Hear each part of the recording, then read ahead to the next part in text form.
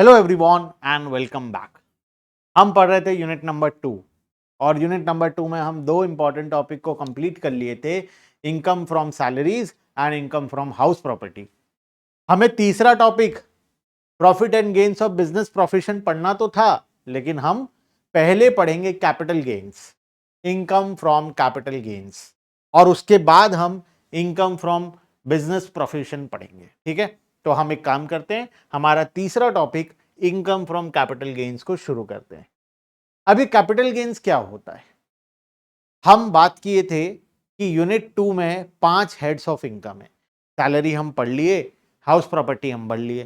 Salary था जो monthly salary मिलता है उन लोगों के लिए, हाउस प्रॉपर्टी था जो रेंटल इनकम वाले हैं उनके लिए। रेंटल इनकम जितना भी होता है वो हाउस प्रॉपर्टी में टैक्सेबल हो जाता है। कैपिटल गेन का मतलब होता है जब हम कोई एसेट को बेचते हैं, कोई प्रॉपर्टी को बेचते हैं और वो प्रॉपर्टी में हमें प्रॉफिट होता है। मान लो मैं कोई सदियों पुराने जमीन था, मान लो मैं 2005 में एक जमीन खरीदा था 1 लाख रुपए में, आज 2025-26 आ गया, इधर मैं आकर उसे बेच रहा हूं 50 लाख रुपए में, तो मुझे 49 लाख का प्रॉफिट हुआ ना। तब मैं 1 लाख में खरीदा था, आज उसका वैल्यू 50 लाख है, तो 49 लाख रुपीज का प्रॉफिट हो गया। ये 49 लाख जो है ये है कैपिटल गेन्स, इसको बोलते हैं हम कैपिटल गेन। जब किसी एसेट का वैल्यू इंक्रीज होता है और तुम उस एसेट को बेचते हो, उसके बेचने पर तुम्हें प्रॉफिट होता है, वो प्रॉफिट को हम लोग बोलते हैं कैपिटल गेन। बात समझ में आया? तो ये तीसरा head of income, income from capital gains. आओ शुरू करते हैं। इस टॉपिक को पढ़ने के लिए हमें पहले समझना पड़ेगा कि कैपिटल गेन कौन कौन से एसेट के केस में लगता है। क्या सभी चीजों के केस में लगता है? क्या मैं मेरा मोबाइल फोन, मान लो ये मेरा मोबाइल फोन है, ये मैं 50,000 रुपए में खरीदा था 5 साल पहले, आज अगर बाई चांस इसे मैं 60,000 रुपए में बेच दूं, बाई चांस, बिकेगा तो नहीं लेकिन मान लेते हैं एक बार बिक गया, तो क्या ये 10,000 भी कैपिटल गेन होगा या नहीं होगा? एसेट का मतलब कौन सा एसेट? सिर्फ जमीन या बिल्डिंग भी आएगा उसमें? ज्वेलरी, घर में जो सोना चांदी होता है वो आएगा या नहीं आएगा? शेयर्स, बॉन्ड्स, डिबेंचर्स, ऐसे बहुत सारी चीजें हैं। तो कौन सा इसमें इंक्लूड होगा, कौन सा इंक्लूड नहीं होगा, पहले वो समझेंगे। उसके बाद हम जाएंगे कैलकुलेशन में कि किस तरीके से कैपिटल गेन कैलकुलेट होगा और कौन से केस में किस तरीके से कैपिटल गेन लगेगा। बात समझ में आया? तो आओ पहले समझते हैं कि कैपिटल गेन कौन से एसेट के केस में लगता है। कैपिटल गेन कैपिटल एसेट के केस में लगता है। जो भी एसेट कैपिटल एसेट है उस पर कैपिटल गेन लगेगा। अब बात यह है कि कैपिटल एसेट क्या है, व्हाट इज कैपिटल एसेट। आओ पढ़ते हैं what is capital asset. Capital asset क्या होता है, meaning and types of capital asset. जो भी कैपिटल एसेट है उस पर टैक्स लगेगा। कैपिटल गेन्स लगने के लिए एसेट का कैपिटल एसेट होना जरूरी है। जब तक कोई एसेट कैपिटल एसेट नहीं बनेगा तब तक उस पर कैपिटल गेन भी नहीं लगेगा। तो कैपिटल एसेट कब बनता है कोई एसेट? क्या ये फैन, ये एसी, ये कंप्यूटर, ये स्क्रीन, ये फोन, ये टी शर्ट, क्या ये सब कैपिटल एसेट है या नहीं है? ये बिल्डिंग जिस पर क्लासेस हो रही है, ये इस जमीन जहां पर ये बिल्डिंग बना हुआ है, क्या ये कैपिटल एसेट है या नहीं है? तो कौन सा एसेट को कैपिटल एसेट मानना है, कौन से एसेट को कैपिटल एसेट नहीं मानना है, वो सबसे बड़ा मुद्दा है। और उसमें आएगा हमारा डेफिनेशन, कैपिटल एसेट का डेफिनेशन। क्या बोलता है capital asset? Tax is to be levied on any profit or gains accruing on transfer of capital asset. जब हम कैपिटल एसेट बेचेंगे उस पर कोई प्रॉफिट या गेन होगा तभी कैपिटल गेन टैक्स लगेगा, लेकिन एसेट का कैपिटल एसेट होना जरूरी है। तो कैपिटल एसेट क्या होता है? Capital asset is first property of any kind held by the assessee whether or not connected with his business or profession. कोई भी प्रकार का प्रॉपर्टी, कोई भी प्रॉपर्टी, जमीन, बिल्डिंग, कुछ भी, कोई भी प्रकार का property of any kind held by the SSC, SSC के पास अगर कोई भी प्रकार का प्रॉपर्टी है तो वो हमारा कैपिटल एसेट होगा। दूसरा, any security held by foreign institutional investors which has invested in such security in accordance with the regulation made under SEBI Act। अगर कोई सिक्योरिटी में कोई फॉरेन एफआईआई इन्वेस्ट कर रखा है तो वो भी उसके लिए क्या है, कैपिटल एसेट है। Any unit linked insurance policy, कोई भी इंश्योरेंस पॉलिसी जो कि यूनिट लिंक्ड है वो भी हमारे लिए क्या है, कैपिटल एसेट है, अगर वो 2021 के बाद इशूड ऑन और आफ्टर 1/4/2021 हुआ है तो। 2021 से पहले का कैपिटल एसेट नहीं है, उसके बाद हुआ है तो कैपिटल एसेट है। तो कैपिटल एसेट में बेसिकली इतना डिटेल में समझने से अच्छा मैं बताऊं, कैपिटल एसेट में क्या इंक्लूड नहीं होगा वो समझ लेते हैं। जितने इमूवेबल प्रॉपर्टी है वो तो होंगे, लेकिन इसमें कुछ चीजें हैं जो इंक्लूड नहीं होगा। क्या क्या इंक्लूड नहीं होगा, what is not included in capital asset, इसको छोड़कर बाकी बात सब कैपिटल एसेट है। तो क्या क्या इंक्लूडेड नहीं है, स्टॉक इन ट्रेड, बिजनेस में दुकान में जो स्टॉक पड़ा हुआ है ये कैपिटल एसेट नहीं है। दिस इज माय स्टॉक, ये मैं बेचने के लिए ही खरीदा हूं, this is not a capital asset, ठीक है। Raw material consumable stores held by the SSC for the purpose of his business or profession, बात समझ में आया। तो स्टॉक इन ट्रेड जो होता है वो कैपिटल एसेट नहीं होता। दूसरा, पर्सनल इफेक्ट, मूवेबल प्रॉपर्टी, जितना भी मूवेबल प्रॉपर्टी है, पर्सनल मूवेबल इफेक्ट बोलते हैं उसको, personal movable effect. Personal movable effect इसका मतलब जो मेरा पर्सनल प्रॉपर्टी है और जिसको मैं मूव कर सकता हूं एक जगह से दूसरे जगह, जैसे हम अभी बात की एसी, ये कंप्यूटर, ये बेंच टेबल, ये मेरा टी शर्ट, ये मोबाइल फोन, ये स्क्रीन, ये फोम, ये पंखा, ये सब क्या है, personal movable asset. This is personal movable effect, इसको मैं एक जगह से दूसरे जगह मूव कर सकता हूं। कोई भी मूवेबल एसेट कभी कैपिटल एसेट नहीं होता, ठीक है। Including wearing appeals, motor car, electrical appliances, refrigerator, furniture etcetera, ornaments excluding jewellery. देखो स्पेसिफिकली बोला है, ज्वेलरी मतलब गोल्ड ज्वेलरी वो कैपिटल एसेट के अंदर में आएगा, क्योंकि यहां पर वो नहीं आएगा। नॉट इंक्लूडेड में ज्वेलरी नहीं है, इसका मतलब इंक्लूडेड है। तो ज्वेलरी जो गोल्ड होता है घर में, सोने का चांदी का जो हार पहनते हैं घर वाले, जो हम अंगूठी पहनते हैं, चेन पहनते हैं, ये एक कैपिटल एसेट है। तो gold is a capital asset, बात समझ में आया। गोल्ड एक ऐसा लौटा मूवेबल एसेट है जो कि कैपिटल एसेट है। गोल्ड को तो मूव कर सकते हो एक जगह से दूसरी जगह, फिर भी वो कैपिटल एसेट के अंदर में आता है। ज्वेलरी हो गया, आर्कोलॉजिकल कलेक्शन, ड्राइंग, पेंटिंग, ये सारी चीजें कैपिटल एसेट के अंदर में आती है। बाकी फर्नीचर, रेफ्रिजरेटर, ये सब कैपिटल एसेट के अंदर में नहीं आता है। और any work of art held for personal use by the assessee or any other member for of his family dependent upon him, ठीक है। दूसरा तो हो गया पर्सनल मूवेबल इफेक्ट। तीसरा, एग्रीकल्चरल लैंड, यहां पर सबसे भयंकर नियम बनाया है गवर्नमेंट। एग्रीकल्चर लैंड क्या होता है ना, एग्जेम्प्ट होता है। तो एग्जेम्पशन में क्या होता था ना, लोग जानबूझकर क्या करते थे, अपना जमीन को जानबूझकर बेचते थे, प्रॉफिट होता था, उसे एग्रीकल्चर जमीन दिखा देते थे।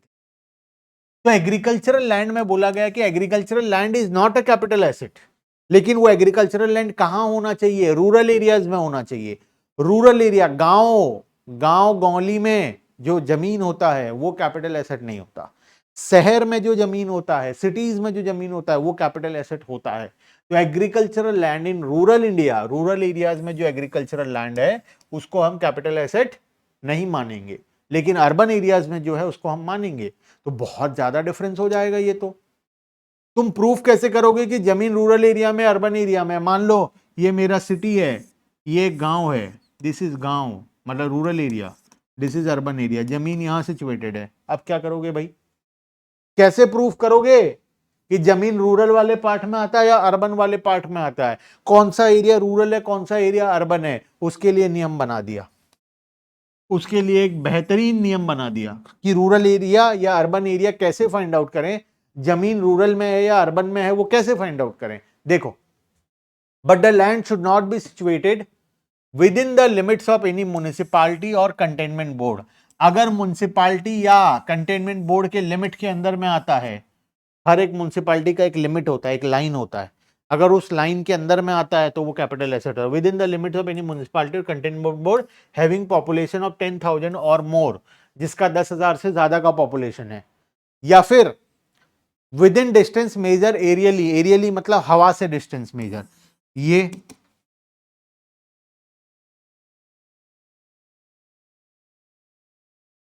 Aerial distance. अब ये एरियल डिस्टेंस क्या होता है, एरियल मतलब हवा से नापेंगे, एक बार क्या हुआ पता है, चलो पहले एक काम करते हैं, रूल पढ़ लेते हैं, फिर मैं तुम्हें कहानी बताऊंगा, एक बढ़िया सा कहानी।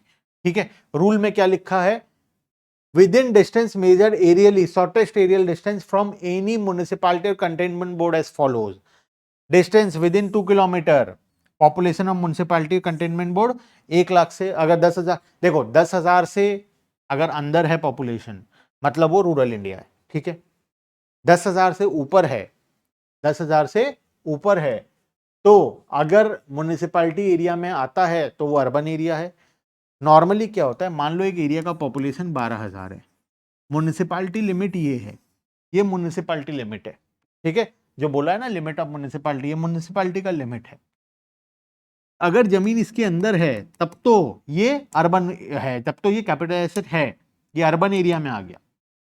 लेकिन जमीन अगर यहां से 2 किलोमीटर के अंदर में है, 2 किलोमीटर के अंदर में है, विद इन 2 किलोमीटर, 2 किलोमीटर, तब भी ये कैपिटल एसेट माना जाएगा। अगर लिमिट से 2 किलोमीटर के अंदर में है तब भी कैपिटल एसेट। 2 किलोमीटर का रूल कब एप्लीकेबल होगा, जब इस एरिया का पॉपुलेशन 10,000 से 1 लाख है।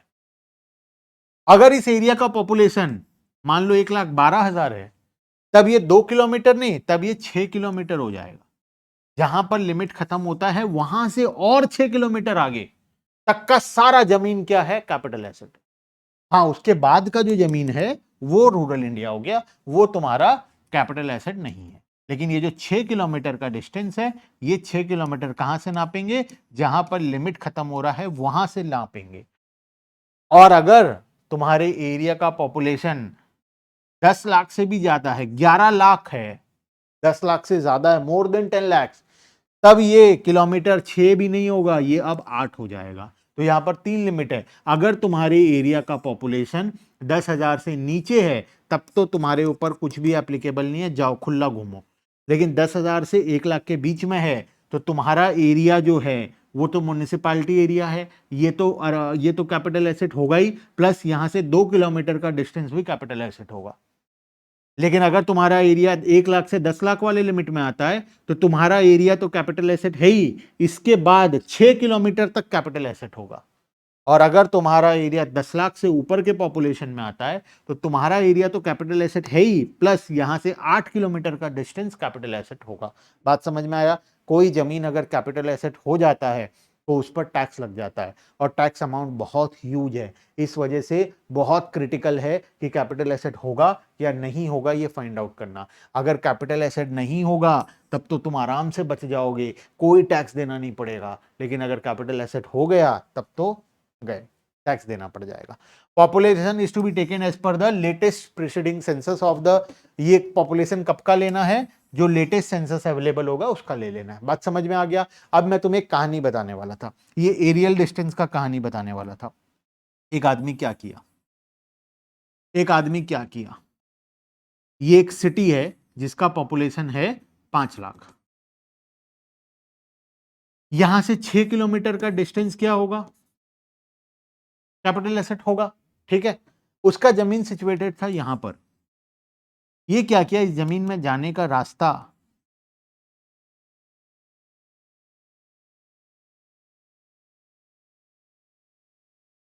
ऐसे बना दिया, ये डिस्टेंस हो गया 7 किलोमीटर। और बोला चलो एक काम करते हैं, मेजर करते हैं, यहां से निकलते हैं बाइक में और मेजर करेंगे कितना किलोमीटर हो रहा है। वो बोला देखो 7 किलोमीटर हो रहा है, मेरा जमीन कैपिटल एसेट नहीं है।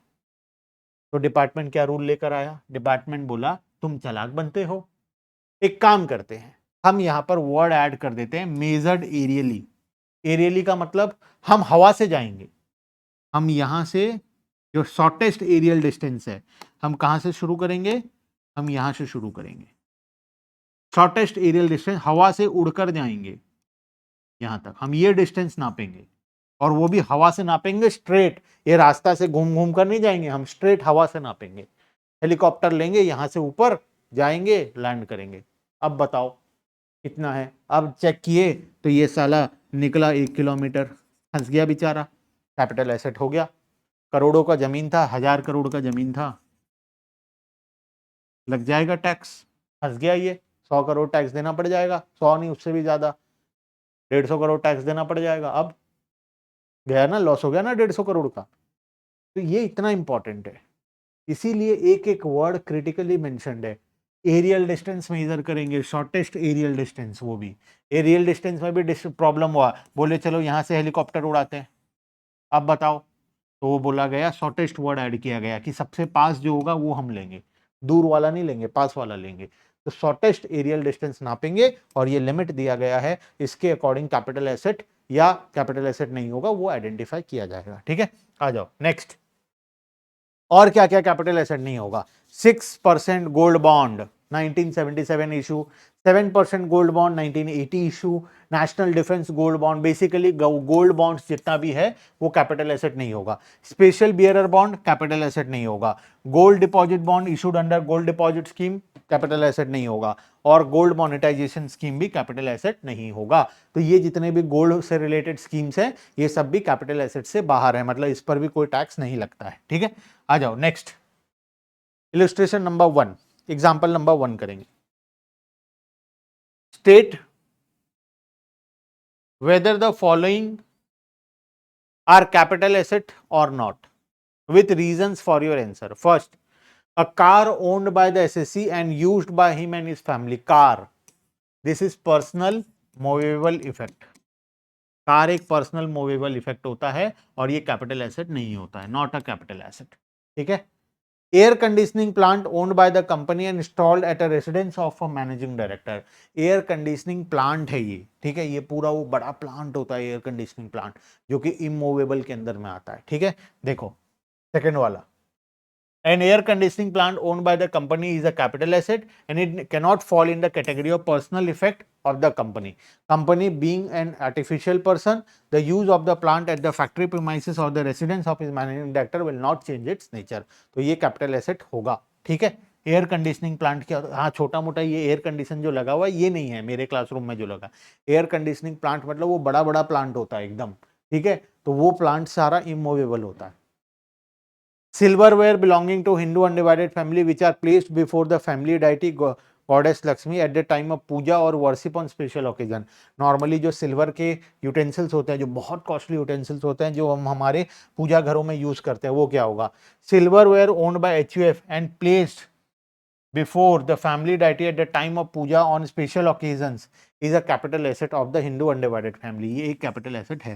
मैं बोला ना गोल्ड एंड सिल्वर, जो ओरिजिनल गोल्ड एंड सिल्वर के ऑर्नामेंट्स होते हैं, जो गोल्ड एंड सिल्वर के प्रोडक्ट्स होते हैं, ये कैपिटल एसेट होते हैं। ठीक है, क्योंकि ये एक स्पेशल काइंड में इसको इंक्लूड किया गया है, इसका वैल्यू बहुत ज्यादा होता है और नॉर्मली ये कैपिटल एसेट के अंदर में इसको हम लोग रखे हैं। ठीक है, the ownership of the silverware continues to be of HUF and the family has no parted with the silverware as this place before the family deity on the time puja for special occasion. Supreme Court held in the personal effect, इसको हम personal effect नहीं है और ये एक capital asset है।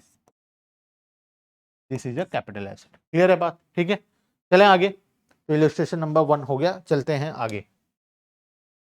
Types of capital asset, दो प्रकार का कैपिटल एसेट होता है, एक शॉर्ट टर्म कैपिटल एसेट होता है, एक लॉन्ग टर्म कैपिटल एसेट होता है। सर ये short term capital asset long term क्या हुआ? शॉर्ट टर्म लॉन्ग टर्म दो अलग अलग कॉन्सेप्ट होता है। पूरे चैप्टर में हम हर एक चीज को शॉर्ट टर्म और लॉन्ग टर्म के बेसिस पर पढ़ेंगे। शॉर्ट टर्म कैपिटल एसेट अलग होता है, लॉन्ग टर्म अलग। शॉर्ट टर्म और लॉन्ग टर्म बेसिकली ना डिफरेंशिएट किया जाता है on the basis of period of holding. तुम कितना दिन से उस एसेट को रखे हो, अगर बहुत कम दिनों से रखे हो तो शॉर्ट टर्म, बहुत सालों से रखे हो तो लॉन्ग टर्म। तो इसमें स्पेसिफिक रूल बनाया गया। शॉर्ट टर्म कैपिटल एसेट क्या होता है? Short term capital asset is that asset which is held by the SSC for not more than 36 month. जो 36 महीने से कम का पीरियड होता है उसको हम शॉर्ट टर्म बोलते हैं और 36 महीने से ज्यादा के पीरियड को हम लॉन्ग टर्म बोलते हैं। लेकिन कुछ एसेट्स में 12 महीने का रूल है और कुछ में 24 महीने का रूल है। नॉर्मली तो 36 मंथ से कम वाले को शॉर्ट टर्म, 36 से ज्यादा वाले को लॉन्ग टर्म, लेकिन कुछ एसेट्स हैं 12 महीने और 24 महीने के कैटेगरी में। कौन कौन से आओ देखते हैं। But following assets shall be treated as short-term capital asset if the asset are held by the owner for not more than 12 months. ये रहा 12 months वाला कौन कौन है? सबसे पहला equity shares, equity and preference share, जितना भी शेयर्स होता है, डिवेंचर्स हो, company listed recognised stock exchange में जितना शेयर्स और होता है, security such as debenture, bond, government security, derivative, ये सब 12 महीने का रूल है।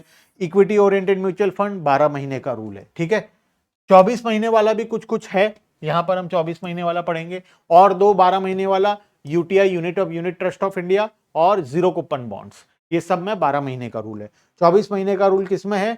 अनलिस्टेड शेयर्स में और immovable property being land and building और बोथ। ठीक है, एनी गेन और loss according to the SSC on such asset shall be known as short term capital gain और लॉस। इमूवेबल प्रॉपर्टी में 12 महीने, अनलिस्टेड में 24 महीने, अनलिस्टेड में 24 महीने, सारे शेयर्स डिवेंचर्स जो स्टॉक एक्सचेंज में लिस्टेड है उसमें 12 महीने और नॉर्मली 36 महीना। ठीक है, आ जाओ।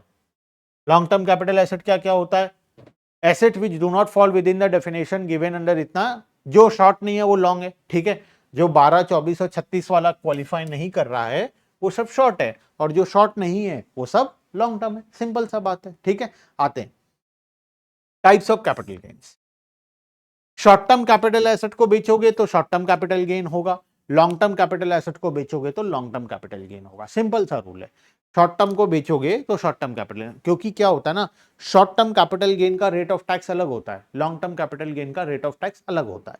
शॉर्ट टर्म कैपिटल गेन में हम अलग रेट ऑफ टैक्स चार्ज कर रहे हैं, लॉन्ग में अलग, तो अलग अलग करना जरूरी है, वरना कौन सा रेट ऑफ टैक्स पे करें, शॉर्ट वाला पे करें लॉन्ग वाला पे करें। इसीलिए जो शॉर्ट टर्म कैपिटल एसेट है उसको बेचकर जो प्रॉफिट होगा वो शॉर्ट टर्म कैपिटल गेन होगा, जो लॉन्ग टर्म कैपिटल एसेट है उसको बेचकर जो प्रॉफिट होगा वो लॉन्ग टर्म कैपिटल गेन होगा। ठीक है, तो सबसे पहले शॉर्ट टर्म कैपिटल गेन कहां से आता है? ये जब हम किसी शॉर्ट टर्म कैपिटल एसेट को बेचते हैं तो वहां से हमें शॉर्ट टर्म कैपिटल गेन होता है। ठीक है, कैलकुलेट कैसे करते हैं इसका फॉर्मेट दिया हुआ है, हम डिटेल में एक एक कॉन्सेप्ट को पढ़ने वाले हैं, लेकिन एक बार बस फॉर योर जनरल नॉलेज तुम एक फॉर्मेट देख लो। कितना में बेचे माइनस बेचने के लिए जो खर्चा हुआ, एक्सपेंस ऑन ट्रांसफर, उसके बाद कितने में खरीदे थे और उस पर अगर कोई डेवलपमेंट या इंप्रूवमेंट किए थे तो वो सबको माइनस करने से हमें क्या मिल जाता है? शॉर्ट टर्म कैपिटल गेन मिल जाता है। मान लो एक घर मैं बेचा हूं 50 लाख रुपए में, अच्छा बेचने टाइम मुझे 2 लाख रुपए खर्च करना पड़ा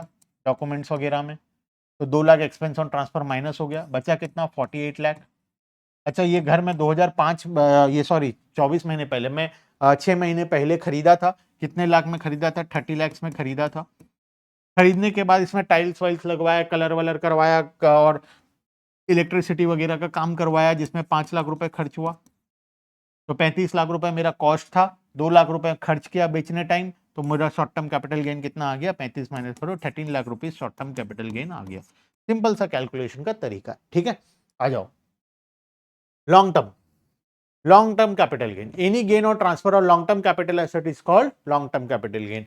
सेम फॉर्मेट है, बस एक वर्ड ऐड हो जाएगा, indexed cost of acquisition and indexed cost of improvement. Short term में खाली कॉस्ट ऑफ एक्विजिशन और कॉस्ट ऑफ इंप्रूवमेंट था, देखो फॉर्मेट में क्या लिखा था? Cost of acquisition, cost of improvement. यहां पर सिर्फ एक वर्ड ऐड हो गया, इंडेक्स्ड, क्योंकि हम लॉन्ग टर्म के केस में इंडेक्सेशन करते हैं। ये इंडेक्सेशन कैसे करते हैं, क्यों करते हैं, किस तरीके से करेंगे, फॉर्मूला क्या होगा, ये सब मैं नेक्स्ट क्लास में तुम्हें पढ़ाऊंगा। बस सब कुछ सेम है, ध्यान रखना, खाली एक वर्ड एक्स्ट्रा ऐड हो गया, indexed. Indexed cost of acquisition and indexed cost of improvement. Clear है बात? बाकी सब सेम है यहां तक। ठीक है, आ जाओ एक आखिरी क्वेश्चन है वो फटाफट से देख लेते हैं, काम हो जाएगा। ये तुम्हें खुद को करना है, लॉन्ग टर्म या शॉर्ट टर्म फाइंड आउट करना है। ठीक है, he purchase a residential house, residential house खरीदा कब? 15 जून 2019 को, और बेचा कब? 21 सितंबर 2023 को। बताओ शॉर्ट टर्म होगा या लॉन्ग टर्म होगा? सर कैसे निकलेगा? अरे डेट निकालो ना, कितने महीने के लिए था। ठीक है, कितने महीने के लिए था रेसिडेंशियल हाउस, कितने महीने के लिए ओन किया? सर ये तो 3 साल से ज्यादा दिखाई दे रहा है। अरे ये तो हाउस है, हाउस के केस में इमूवेबल प्रॉपर्टी में तो 24 महीना था, ये तो 2 साल से ज्यादा दिखाई दे रहा है, तो ये क्या हो जाएगा? लॉन्ग। कैसे कैलकुलेट करोगे? यहां से यहां तक का डे वाइज कैलकुलेशन कर देना, 15 जून से लेकर 21 सितंबर 2023 का अप्रॉक्स तुम्हारा डेज आएगा 51 मंथ 6 डेज, 51 मंथ 6 डेज। तो ये क्या बन जाएगा? लॉन्ग टर्म बन जाएगा। ये मिस्टर एक्स लिमिटेड है listed company, allotted him 2500 shares on 10 December 2022 which he sold on 1 December 2023। Listed shares के केस में कितने महीने का रूल था? 12 मंथ्स का। क्या 12 महीने हुआ है? नहीं हुआ है, 1 महीना कम है। देखो 10 दिसंबर को खरीदा था, 1 दिसंबर को बेच दिया, मतलब 10 दिन कम है, 1 साल में 10 दिन कम है, तो ये क्या हो जाएगा? Short term. ठीक है। He purchased a shop cum residential plot on 13th April 2021 as he was facing a difficulty to pay his installment, so he surrenders the same to the development authority on 28 अक्टूबर 2023। कब से कब तक? 31 अप्रैल 2021 से 23 तक, 24 महीने से ज्यादा।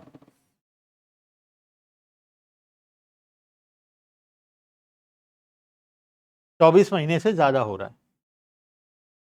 ठीक है, तो 24 महीने से ज्यादा हो रहा है तो उस हिसाब से ले लेना। Next, he purchase share of unlisted company. Unlisted company again 24 months का रूल है, 2022 से 2023 कम हो रहा है, तो ये हो गया शॉर्ट टर्म।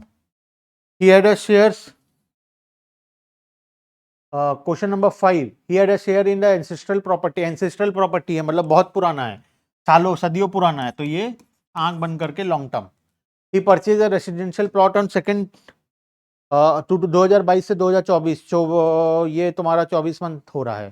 ठीक है। अच्छा, ये ना इमूवेबल प्रॉपर्टी के केस में एक चेंजेस आया था, 24 मंथ और 36 मंथ का रूल है, दो रूल है। तो कहीं पर 24 मंथ का एप्लीकेबल होता है, कहीं पर 36 मंथ का होता है। ये मैं तुम्हें नेक्स्ट क्लास में पूरा क्लियरली लिखवा दूंगा कि कब 24 मंथ लेना है, कब 26 मंथ लेना है, क्योंकि ये जिस ईयर में चेंज हुआ है उस ईयर से पहले का हमें 24 लेना है, उसके बाद 36 लेना है, तो इसलिए वो कैलकुलेशन तुम्हें सिखाना पड़ेगा। तो एक काम करो, तुम ये दो को पेंडिंग रखो। को पॉइंट नंबर 6, यहां पर भी एक पॉइंट था जहां पर शायद तुम्हें कंफ्यूजन हो सकता है, थर्ड वाला, और रेसिडेंशियल हाउस, इसको भी मार्किंग कर लो। ठीक है, ये तीनों के केस में मैं तुम्हें नेक्स्ट क्लास में अलग से पूरा कैलकुलेशन सिखा दूंगा, कब 24 लेना है, कब 36 लेना है, क्योंकि दो रूल है इमूवेबल प्रॉपर्टी में, बाकी सब तो सेम है, कोई दिक्कत नहीं है। खाली ये इमूवेबल प्रॉपर्टी के केस में थोड़ा सा रूल चेंज हुआ था, जिसके वजह से कंफ्यूजन हो सकता है। ठीक है, मैं भी एक बार कंफ्यूज हो गया था, तो इसलिए मैं बोल रहा हूं तुम्हें अलग से लिखवा दूंगा। तो वो तीन को पेंडिंग रखो, बाकी सब कंप्लीट। क्लियर है बात? तो बाकी का डिस्कशन नेक्स्ट क्लास में। आज के लिए हम यहीं पर स्टॉप करते हैं। Bye bye everyone and thank you.